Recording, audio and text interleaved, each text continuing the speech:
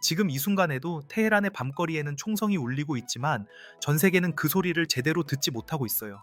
왜냐고요? 이란 정부가 전국적인 인터넷망을 통째로 끊어버렸거든요. 여러분 상상해보세요. 내 옆에서 친구가 쓰러졌는데 SNS에 올릴 수도 도움을 요청할 수도 없는 완벽한 고립. 예, 오늘 우리가 다룰 이야기는 단순히 멀리 있는 중동 국가의 시위 이야기가 아니에요. 이건 45년 동안 이어진 거대한 신정 독재 체제가 뿌리째 흔들리고 있는, 어쩌면 인류 역사의 한 페이지가 바뀌는 순간에 대한 아주 처절한 기록입니다. 본격적인 이야기를 시작하기 전에 숫자 하나를 먼저 보여드릴게요. 공식적인 사망자 발표는 수백 명이라지만 현지 활동가들과 외신들이 추정하는 실제 숫자는 이미 수천 명을 넘어섰을 가능성이 큽니다. 왜 이들은 목숨을 걸고 거리로 나왔을까요? 단순히 히잡 하나 때문일까요? 아닙니다. 그 기저에는 굶주림과 분노, 그리고 더 이상 잃을 것이 없는 사람들의 절규가 깔려 있습니다. 안녕하세요 여러분. 오늘은 그동안 뉴스에서 단편적으로만 접했던 이란 사태의 이면을 현미경급으로 낱낱이 파헤쳐 보려고 합니다. 이 영상 하나만 끝까지 보셔도 이란이라는 나라가 왜 이렇게 불타고 있는지, 그리고 이 불길이 전 세계 기름값과 정세에 어떤 영향을 미칠지 완벽하게 이해하시게 될 거예요. 자, 이란 시위의 실체 지금 바로 시작합니다. 먼저 우리가 가장 먼저 들여다봐야 할 곳은 광장이 아니라 시장이에요. 바자르라고 불리는 이란의 전통 시장 말이죠. 이란 역사에서 바자르 상인들이 움직였다는 건 정권의 명줄이 간당간당하다는 신호거든요. 1979년 혁명 때도 그랬고요. 그런데 지금 그 보수적인 상인들이 가게 문을 닫고 거리로 쏟아져 나오고 있습니다. 왜일까요? 바로 빵 때문이에요. 이란의 화폐인 리알화 가치가 그 종이 조각보다 못하게 변해버렸거든요. 몇 년 전까지만 해도 1달러에 4만 리알 정도 하던 환율이 지금은 수십만 리알을 호가합니다. 시장 상인이 오늘 사과 한 박스를 팔아서 번 돈으로 내일 사과 반 박스도 못 사는 상황이 온 거예요. 이건 단순히 경제난이 아니라 생존의 문제입니다. 서방의 제재 때문이라고요? 이란 지도부는 그렇게 말하죠. 하지만 국민들은 압니다. 제재보다 더 무서운 건 지배층의 부패와 무능이라는 걸요. 자, 그런데 여기서 반전이 일어납니다. 먹고 사는 문제로 시작된 이 시위가 갑자기 독재자 하메네이에게 죽음을 이라는 구호로 바뀌게 된 결정적인 계기가 터지거든요. 그게 뭔지 바로 다음 파트에서 이어가 볼게요.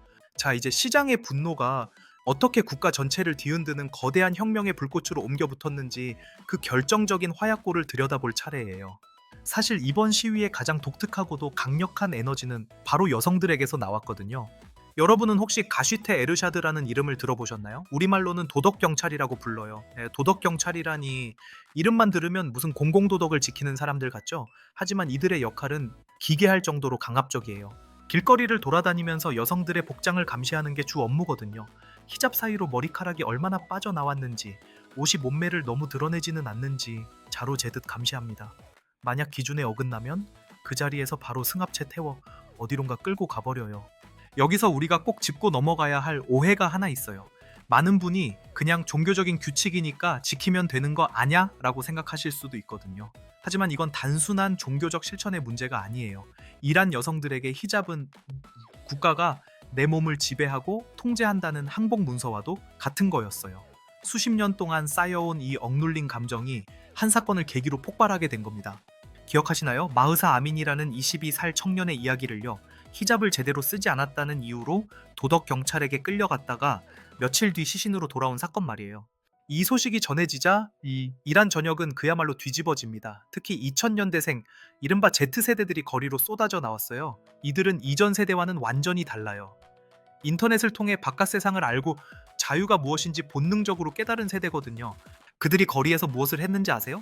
단순히 구호를 외치는 데서 그치지 않았어요. 수천 명의 여성이 공공장소에서 히잡을 벗어 던지고 불태우기 시작했습니다. 긴 머리카락을 싹둑 자르는 퍼포먼스를 하며 여성 생명 자유를 외쳤죠.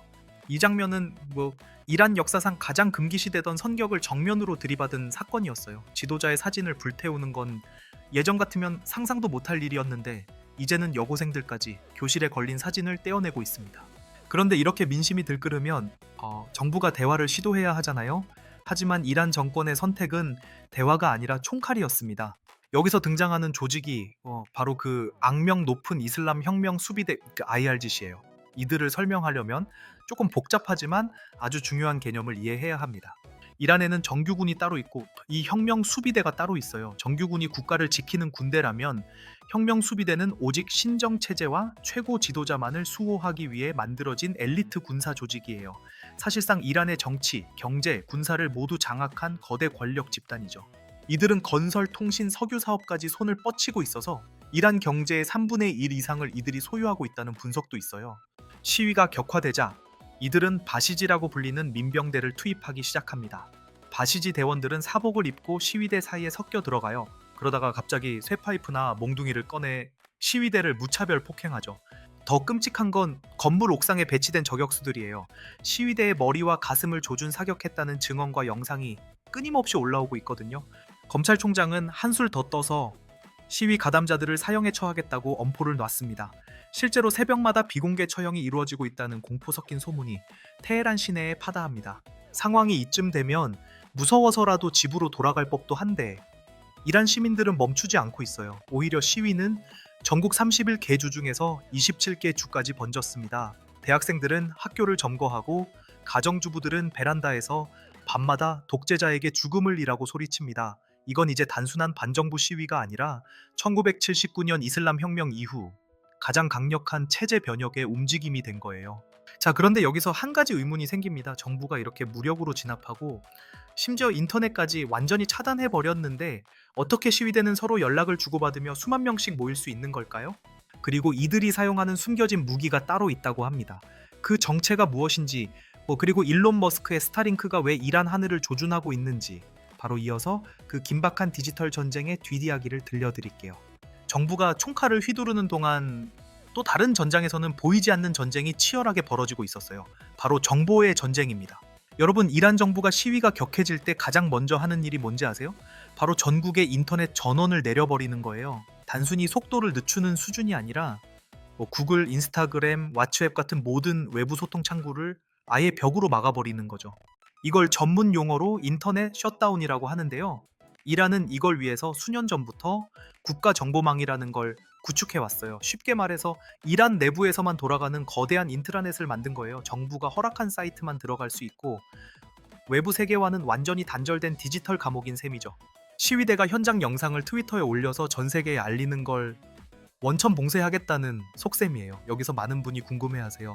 아니, VPN 쓰면 되는 거 아냐? 라고요. 맞아요. 이란 젊은이들은 VPN의 달인들이에요. 하지만 정부도 바보가 아니거든요. 이들은 심층 패킷 검사라는 기술을 써서 VPN 신호 자체를 찾아내서 차단해버립니다.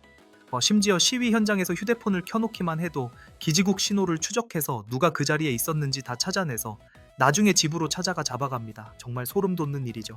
그런데 이런 암흑 속에서 한 줄기 빛처럼 등장한 이름이 있어요. 바로 일론 머스크와 그의 스타링크입니다. 인터넷이 끊겨도 위성을 통해 직접 연결하면 정부의 통제를 피할 수 있잖아요. 실제로 미국 정부는 이란 시민들을 돕기 위해 스타링크 단말기에 이란 반입을 허용하는 특별 허가까지 내줬어요. 하지만 여기서 우리가 냉정하게 봐야 할 진실이 있습니다. 스타링크가 이란 시위의 구원자가 될 수 있을까요? 현실은 생각보다 훨씬 복잡해요. 위성 인터넷을 쓰려면 피자박스만 한 수신 단말기가 필요한데 이걸 삼엄한 감시를 뚫고 이란 국경 안으로 몰래 들여오는 게 여간 어려운 일이 아니거든요. 걸리면 바로 사형감이니까요. 현재 수천 대 정도가 밀수되어 들어갔다는 설이 있지만 8천만 이란 국민이 쓰기엔 턱없이 부족한 게 사실입니다. 결국 기술적인 저항은 계속되고 있지만 정부의 디지털 장벽은 여전히 높고 견고한 상황이에요. 자, 상황이 이렇게 안으로 밖으로 복잡하게 돌아가니까 이란 정부가 들고 나온 단골 메뉴가 있습니다. 바로 외부 세력 배후설이에요. 하메네이 최고 지도자는 공식 석상에서 대놓고 이렇게 말합니다. 이 시위는 이란의 발전을 시기하는 미국과 이스라엘의 공작이다 라고요. 이게 단순히 시청자분들이 듣기엔 뻔한 변명처럼 들리겠지만 이란 내부의 보수적인 노년층에게는 꽤 잘 먹히는 프레임이에요. 왜냐하면 이란은 실제로 과거의 서구 세력에 의해 정권이 뒤집힌 뼈아픈 역사가 있거든요. 1953년에 미국 CIA가 개입해서 민주적으로 선출된 총리를 몰아냈던 아약스 작전 같은 사건들 말이에요. 정부는 이런 트라우마를 자극해서 지금 시위에 나가는 건 미국 첩자가 되는 길이다 라며 국민들을 갈라치게 합니다. 하지만 이번엔 좀 달라요. 미국과 이스라엘의 반응이 예전보다 훨씬 신중하면서도 날카롭거든요. 트럼프 행정부 시절부터 시작된 최대 압박 정책으로 이란의 숨통을 조여왔던 미국은 이번 시위를 보며 군사적 개입보다는 더 강력한 경제 제재와 외교적 고립을 선택하고 있어요. 특히 이란이 러시아에 드론을 수출해서 우크라이나 전쟁을 돕고 있다는 사실이 밝혀지면서 서방 국가들의 시선은 그 어느 때보다 차갑습니다. 이스라엘은 더 직접적이에요. 이란이 핵무기를 개발하는 걸 절대 좌시하지 않겠다는 입장잖아요. 시위로 이란 내부가 혼란스러운 틈을 타서 이란의 핵시설이나 주요 군사 인프라에 대한 비밀 작전을 수행하고 있다는 소문이 끊이지 않습니다. 실제로 이란 내부에서는 원인을 알 수 없는 폭발 사고나 과학자 암살 사건이 종종 일어나는데 배후로 항상 이스라엘의 모사드가 지목되곤 하죠. 자, 그럼 여기서 질문 하나 드려볼게요. 만약 이란 정권이 정말로 무너지면 어떤 일이 벌어질까요? 민주주의가 바로 찾아올까요? 아니면 시리아처럼 끝없는 내전에 빠지게 될까요? 이란 시민들은 이 공포마저 이겨내고 거리로 나오고 있습니다. 이제 우리는 이 시위의 끝이 어디로 향할지, 그리고 1979년 혁명과 지금의 결정적인 차이가 무엇인지 분석해봐야 합니다. 정권은 마지막 카드로 대규모 학살을 준비하고 있다는 흉흉한 소식까지 들려오고 있거든요. 과연 이란의 27개 주는 끝까지 연대할 수 있을까요? 바로 이어서 이란 역사의 운명을 가를 마지막 퍼즐 조각을 맞춰보겠습니다. 우리가 지금의 상황을 제대로 이해하려면 반드시 46년 전인 1979년으로 시계를 돌려봐야 해요. 많은 전문가가 지금 이란의 상황을 보고 제2의 이슬람 혁명이 오고 있다라고 말하거든요. 그런데 여기서 우리가 꼭 짚고 넘어가야 할 아주 흥미로운 차이점이 있습니다. 1979년 혁명과 지금의 시위는 닮은 듯 하면서도 본질적으로 완전히 다른 길을 걷고 있거든요. 당시 팔레비 왕조를 무너뜨렸던 혁명에는 확고한 구심점이 있었어요. 바로 프랑스에서 망명 중이던 아야톨라 호메인이었죠. 그는 종교라는 아주 강력한 네트워크를 이용했어요. 카세트 테이프에 자신의 메시지를 담아 이란 전역의 사원으로 뿌렸고 시장 상인과 보수적인 시민들을 하나로 묶어냈습니다. 즉 누구를 따를 것인가와 무엇을 세울 것인가가 명확했다는 거예요. 하지만 지금은 어떤가요? 이번 시위의 가장 큰 특징은 놀랍게도 지도자가 없다는 점입니다. 누구 한 명이 명령을 내려서 사람들이 모이는 게 아니에요. 텔레그램이나 인스타그램 같은 SNS를 통해 자발적으로 분출되는 유기적인 흐름이죠. 여기서 많은 분이 의구심을 가질 거예요. 지도자가 없으면 결국 힘이 빠져서 질이 멸렬해지는 거 아냐 라고요. 하지만 이건 정부 입장에서는 훨씬 더 끔찍한 공포입니다. 예전 같으면 주동자 몇 명만 잡아가두거나 본보기로 처형하면 시위가 잦아들었거든요. 그런데 지금은 머리가 없으니 자를 머리도 없는 거예요. 수만 명의 시민 개개인이 모두 지도자가 되어버린 셈이죠. 정부가 한쪽을 진압하면 다른 쪽에서 불쑥 튀어나오고 테헤란을 막으면 저 멀리 마슈아드나 이스파한에서 불길이 솟구칩니다. 실제로 이번 시위가 무서운 건 지리적 확장성이에요. 이란은 31개 주로 이루어져 있는데 그중 무려 27개 주에서 동시다발적으로 시위가 일어났습니다. 이건 이란 현대사에서 유례를 찾아보기 힘든 일이에요. 특히 주목해야 할 곳은 시스탄 발루치스탄이나 쿠르디스탄 같은 소수민족 거주 지역입니다.